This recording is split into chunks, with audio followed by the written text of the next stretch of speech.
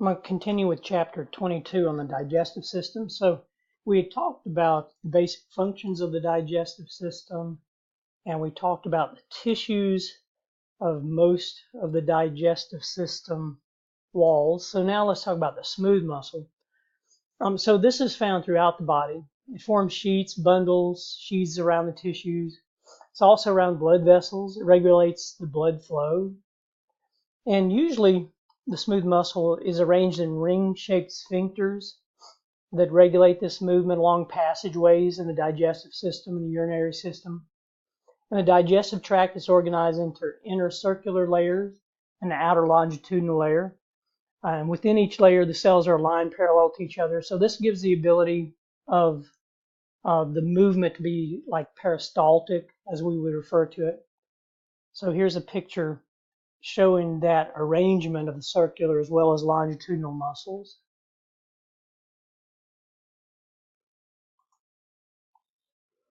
The smooth muscle cells are relatively long and slender, so they are fibers. The diameter is 5 to 10 micrometers. The length is 30 to 200 micrometers. And they contain actin, myosin filaments like skeletal muscle. The organization of the actin myosin filaments, though, is different from both skeletal and cardiac. You'll recall skeletal and cardiac muscle is striated, where smooth muscle is not. So we don't have T-tubules in smooth muscle. The sarcoplasmic reticulum forms a loose network in the sarcoplasm. We don't have myofibrils or sarcomeres in the smooth muscle. There's no striations, as I've already said, so we have a smooth appearance when we look at it microscopically. And for contraction of the smooth muscles, the thin filaments are attached to what we call dense bodies. They're distributed throughout the sarcoplasm. Remember, sarcoplasm is what we call cytoplasm in a muscle cell.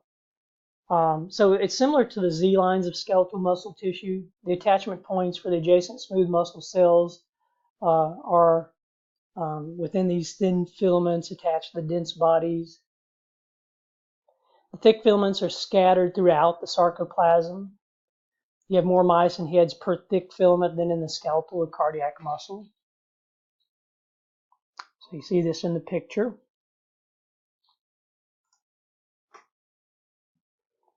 Contraction still involves interaction of the thin and thick filaments. The cells shorten, but not in a straight line like we talk about with the skeletal muscle. The cells actually twist like a corkscrew when it contracts. You see this arrangement of the intermediate filaments and the dense bodies, and look at this contracted superficial view. There's two types of smooth muscles. There's multi-unit smooth muscle cells. They're innervated in the motor units like the skeletal muscle. Each cell may be connected to more than one motor neuron, though, unlike when we talk about skeletal muscle. And locations of the multi-unit smooth muscle, we see these in the iris of the eye, so it regulates the diameter of the pupil. Portions of the male reproductive system, walls of the large arteries, the erector pili muscles in your skin that make your hair on your skin stand outward. The other type of smooth muscle is visceral smooth muscle. It lacks any direct connection with motor neurons. It's arranged in sheets or layers. It's electrically connected by gap junctions and mechanically connected by dense bodies. Cells contract in a wave, like a single unit. And the stimulation can be neural, hormonal, or chemical. Some of the rhythmicity is stimulated by pace setter cells, and which we'll often see if something is controlled by the autonomic nervous system. It's located in the digestive tract walls, the gallbladder, the urinary bladder, and the other internal organs. And here is a diagram of the multi-unit smooth muscle as well as the visceral smooth muscle. So the visceral smooth muscle is mostly what we are talking about in the digestive system.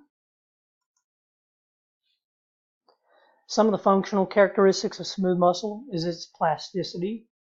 It's able to function over a very wide range of lengths because of scattered arrangements of thick and thin filaments. The tension development and resting length are not directly related. This is important for the digestive tract and other organs that change size and shape. And then we can talk about smooth muscle tone. Normal background activity and tension is due to the various stimulations.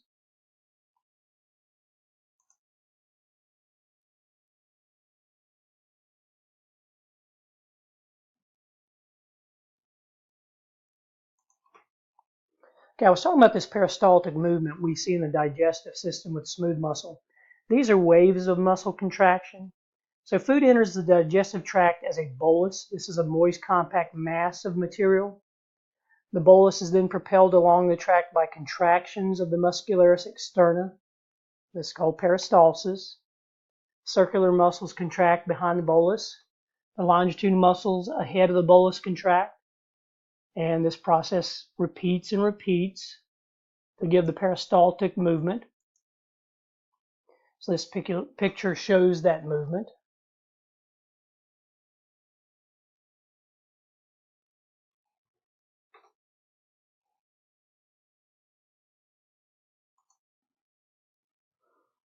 We can also talk about segmentation. These are cycles of contraction. They churn and fragment the bolus. They mix the contents with the intestinal secretions. There's no set pattern of the contractions, so there's no particular direction of the movement. This occurs in most areas of the small intestine and some portions of the large intestine.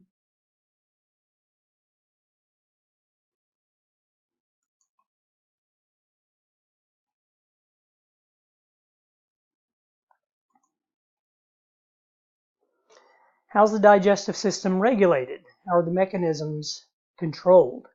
Well, first of all, we have local factors. So the primary stimulus for the digestive activities is local factors. For example, any changes in the pH of the contents in the lumen or the opening, physical distortion of the digestive tract walls, so stretching, the presence of chemicals, so specific nutrients or chemical messengers that are released by the mucosa. Then we have neural control mechanisms like short reflexes or myenteric reflexes. They're triggered by chemoreceptors or stretch receptors in the digestive tract walls. It controls the neurons located in the myenteric plexus. And then we have the long reflexes. Higher level of control involves interneurons and motor neurons of the central nervous system. Generally, the control is large-scale peristalsis. It moves the materials from one region of the tract to another. And this can involve parasympathetic motor fibers that synapse in the myenteric plexus. And then third, we have hormonal control mechanisms that involve at least 18 hormones. Some affect other systems besides the digestive system. The hormones are peptides produced by the enteroendocrine cells. Those are the ones in the epithelium of the digestive tract.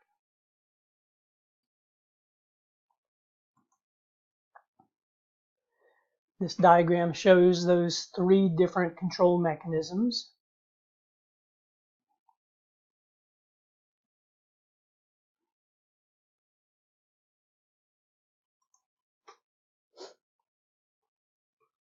Congenital megacolon, also called Hirschsprung disease, this is characterized by absences or marked reduction in the number of ganglion cells in the myenteric plexus of the rectum, which causes paralysis of the smooth muscles. So that causes absence of the peristaltic movement. And as you might imagine, it can cause abnormal dilation, hypertrophy of the colon, so the person would have chronic constipation, bloating, and abdominal pain.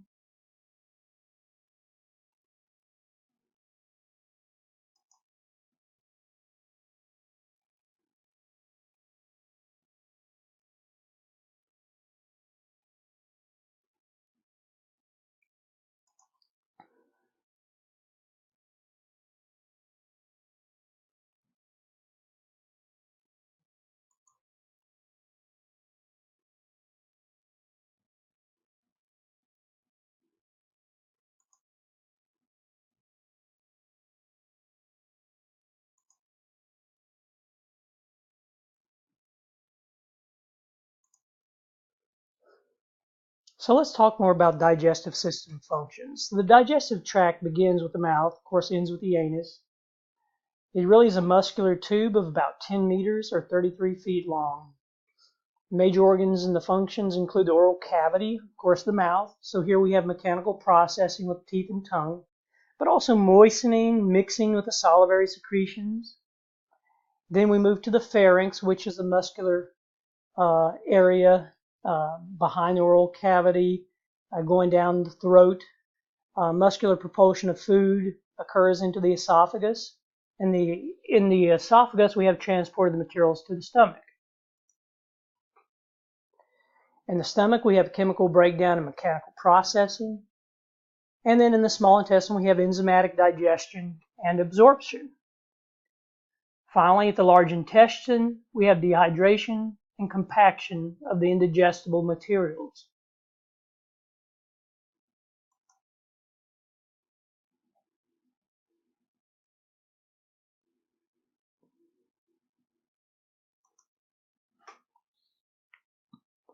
When we look at the functions of the digestive tract, we see there are many. First of all, ingestion. This is when the solid food and the liquid enter the oral cavity. And then we have mechanical digestion and propulsion, which involves crushing and shredding the food in the oral cavity, but also the mixing and churning in the stomach. Another function, chemical digestion. The chemical and enzymatic breakdown of food occurs into smaller organic molecules so they can be absorbed by the digestive epithelium. Also, secretion, the release of water, acids, enzymes, buffers, and salts by the digestive tract epithelium and by accessory digestive organs. Absorption, the movement of nutrients across the digestive epithelium and into the bloodstream. And then defecation. The indigestible food is compacted into a material waste that we call feces, and this is eliminated by defecation.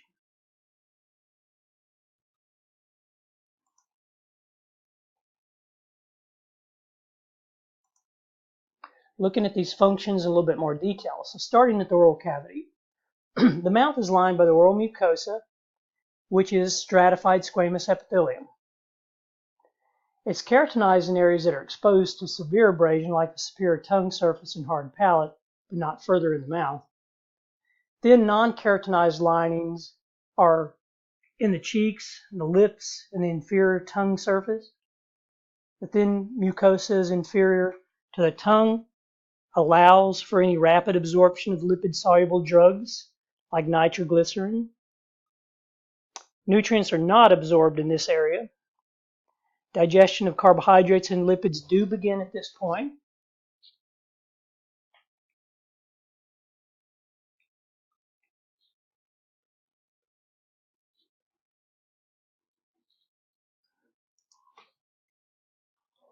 If we look at the oral cavity boundaries, we have a superior boundary. At the top, the hard palate, as you see in this picture, is formed by the palatine processes of the maxillary bones and horizontal plates of the palatine bones. Then the soft palate, the muscular region that's posterior to the hard palate. So you see the hard palate in this picture and the soft palate. Then the cheeks, which form the lateral walls of the oral cavity. They're supported by pads of fat and the buccinator muscles. Anteriorly, you have the cheek mucosa that's continuous with the labia, and labia is just another word for the lips. They form the anterior boundary. The posterior boundary, we have the uvula. That's the dangling process that extends from the soft palate. It helps prevent food from entering the pharynx prematurely. Swings upward during swallowing to prevent any food from entering the nasopharynx. Not always successful. There are times when you very well know that you have gotten food or drink up into the nasal cavity. The palatine tonsils are found in the posterior boundary. One's located on either side of the oropharynx. At the posterior boundary, you also have the root of the tongue. This is a fixed portion projecting into the oropharynx, and it's marked by a V-shaped line of the valate papillae. And then the lingual tonsils that are located in the root of the tongue